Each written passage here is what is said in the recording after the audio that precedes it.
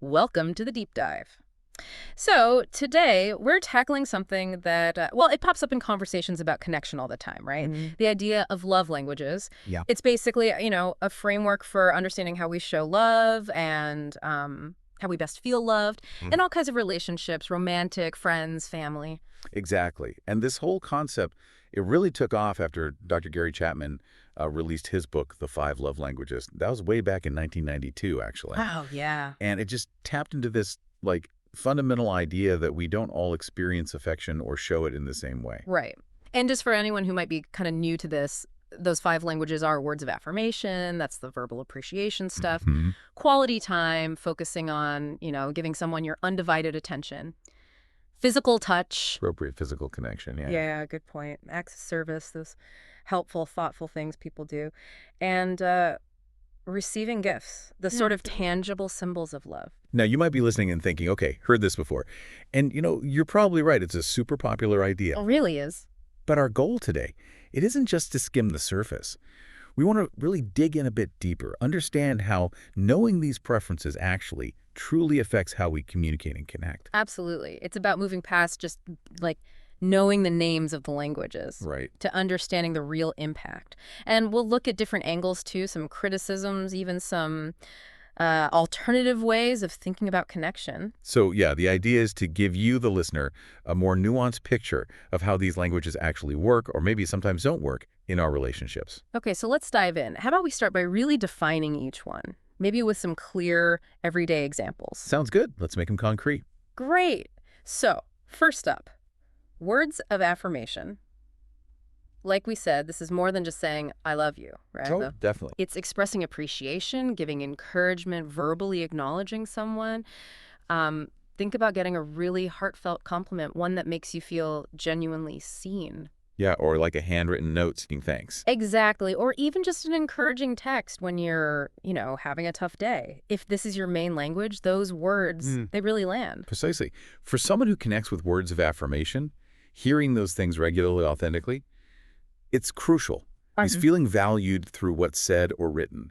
The affirmation itself holds the weight. Okay, next, quality time. Hmm. And this one, it's not just about being in the same room, is it? Not at all. It's the undivided attention that counts. Right. So we're talking actual date nights, focused on each other. Phones away. Yes. Phones away. Or really getting into a conversation or uh, sharing an activity where you're both just present. Yeah. It's that feeling of being the priority. The key word there is quality, that intentional focus. Knowing you're the other person's priority for that time, it really builds connection through, like, shared presence.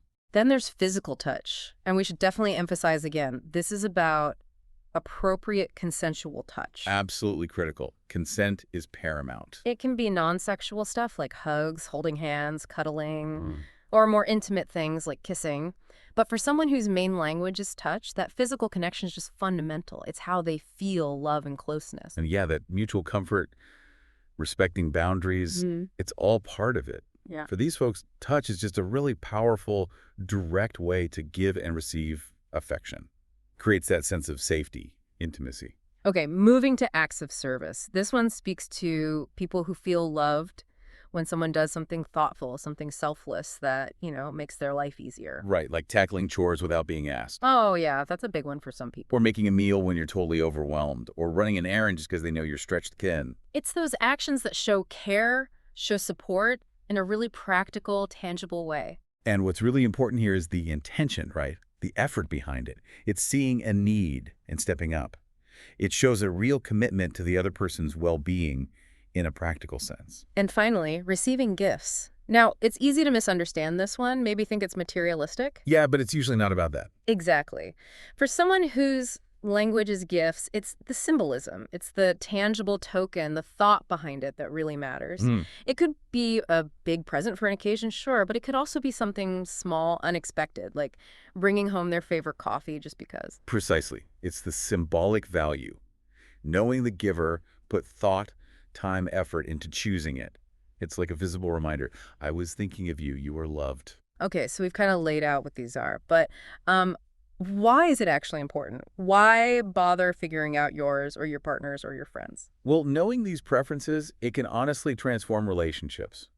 When you make that effort to show love in a way that really resonates with the other person, It lands different. it lands differently, your efforts are felt more deeply, appreciated more. You're basically speaking their language, so the connection gets stronger.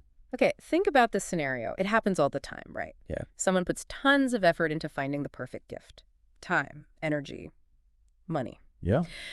But if their partner's primary language is actually quality time, that amazing gift, well, it might not hit the mark the way the giver intended. Exactly. The receiver might think, okay, this is nice, but what I really wanted was just your focus time. And then both people can end up feeling misunderstood or like their efforts aren't valued. That's a perfect example of how that mismatch can kind of unintentionally create feelings of being unloved or unappreciated, even when both people genuinely are trying. Yeah.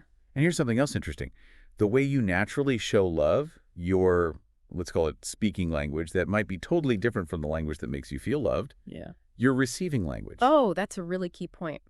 So I might instinctively show love by doing stuff for people, acts of service. But what actually fills my emotional tank might be hearing, words of affirmation. Exactly. And just recognizing that potential disconnect within yourself is super valuable for your own well-being and for actually telling people what you need. And like we said earlier, this isn't just romantic partners. This stuff plays out with friends, family, all over the place. Definitely.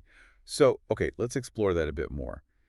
How do these languages actually influence communication, like day-to-day and maybe when things get tough? Well, thinking about just strengthening connection, that friendship part of a relationship. The Gottman Institute, famous for relationship research. Oh, yeah, definitely. John and Julie Gottman. They talk about rituals of connection. And it kind of strikes me that love languages give us a really practical way to create those rituals. That's a really smart connection. Yeah. Yeah. So if someone's language is receiving gifts, then regularly giving a thoughtful little something becomes a ritual. It says, I'm thinking of you. Or if it's acts of service, consistently offering that help, that support, becomes a ritual reinforcing, I've got your back. And quality time, well, that's almost a ritual in itself, isn't it? Consciously setting aside that time says, this relationship matters more than distractions. Mm-hmm. And what's kind of reassuring is you don't need to have the same primary language to have a strong connection. Yeah, that seems important. What really seems key is knowing each other's preferences and then, making a real effort. Showing love in their language sometimes is like saying, I see you. I value your needs. It's intentionality. Exactly. And then when disagreements pop up, because they always do, Yeah. or when you're just trying to communicate better overall, knowing these languages gives you a kind of roadmap. Yeah. It helps you figure out how to express things so your partner might actually hear it better and vice versa. Okay, take quality time again. If you're in a conflict, but you make the effort to give that undivided attention, really listen. You're creating space for understanding. You're not just hearing words. You're picking up on the nonverbals, the feelings underneath. That focus can really help open things up, make it easier to work through stuff and, repair afterwards. And words of affirmation, they can be so powerful, Mm. both day to day and especially after conflict. Offering encouragement, validating their feelings, it shows love and support, even when things are tense. Right. And interestingly, there's even research suggesting positive affirmations can actually, impact brain function, help with motivation. Huh. Really? Yeah. So being able to directly say how you feel, what you need, using affirmative language, it can genuinely make finding a resolution easier. It's like building up this bank account of positive communication you can draw on. Okay, so one of the sources mentioned attachment wounds, and I found the link to love languages really fascinating. Can you unpack that a bit? How expressing love in these ways might help heal past hurts? Yeah, this is a really interesting and sensitive area.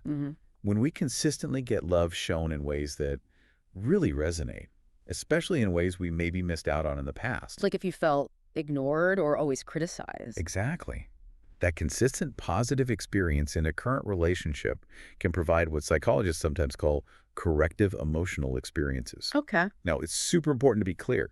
It's not your partner's job to fix your past trauma. That's individual work. Right, absolutely. But a supportive partner who intentionally uses those languages that were maybe lacking for you, that can create a really safe, nurturing space. It helps foster vulnerability, emotional repair. So, say someone grew up feeling like nothing they did was ever good enough. Then consistently getting genuine words of affirmation in a healthy relationship could be incredibly healing for that old wound. Precisely. Or if a past partner was really distant, emotionally unavailable, Yeah. then experiencing consistent quality time, real presence with someone new. They can start to heal those feelings of being unseen or unimportant. That makes a lot of sense. And we shouldn't underestimate the power of non-sexual physical touch here either. Building intimacy, reducing that feeling of isolation. Yeah. Like we know, even a simple consensual hug can physically change things, lower blood pressure, release oxytocin, that bonding hormone. Wow. So those consistent small acts of physical connection, they really build up that sense of safety and security, Yeah. especially if maybe physical affection wasn't something you experienced much before. This is all incredibly useful, a great lens for relationships. But we also need to acknowledge this whole love languages idea, popular as it is, it's not without critics, right? Oh, absolutely. There are definitely valid criticisms. What are some of the main ones? Well, one big one is that it might just oversimplify things.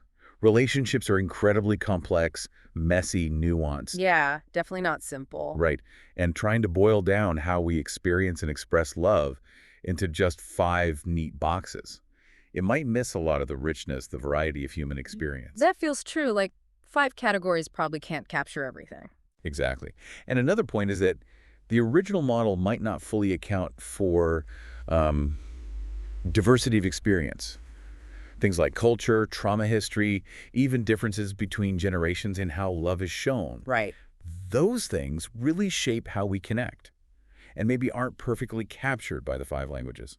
Like in some cultures, direct praise might be uncomfortable. Yeah, I think one source mentioned that how showing care might be more about like fulfilling responsibilities to the family than giving compliments. Precisely. And then there's research suggesting that just having the same love language as your partner doesn't automatically mean you'll be happier together. Oh, interesting. Yeah. It might actually be more important to be adaptable, to tune into what your partner needs in a specific moment, rather than just sticking rigidly to their supposed primary language. Okay, so flexibility matters maybe more than just matching languages. Could be.